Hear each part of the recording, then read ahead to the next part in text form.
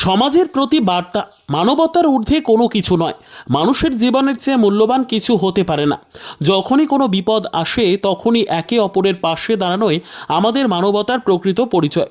হাউসনগর প্রতিবন্ধী উন্নয়ন সমিতির সভাপতি তৌফিক আহমেদ এই সত্যকে আরও একবার প্রমাণ করলেন। সমিতির এক সদস্যের মেয়ে যখন জীবন মৃত্যুর সংকটে ছিল তখন তিনি রক্তদান করে তার প্রাণ বাঁচিয়েছেন। এটি কেবল একটি দৃষ্টান্ত নয়, বরং আমাদের সকলের জন্য এক মহান শিক্ষা। মানুষ মানুষের জন্য, জীবন জীবনের জন্য। আমরা যদি একে অপরের পাশে দাঁড়াই তাহলে সমাজে কোনো অসহায় মানুষ কষ্টে থাকবে না। তাই আসুন মানবতার কাজে এগিয়ে আসি, রক্তদান করি, সাহায্যের হাত বাড়াই, সমাজকে ভালোবাসার বন্ধনে আরও শক্তিশালী করি। আপনার এক ব্যাগ রক্ত কারোর জন্য হতে পারে নতুন জীবনের আলো। আসসালামু আলাইকুম, সকলকে ঈদ মোবারক।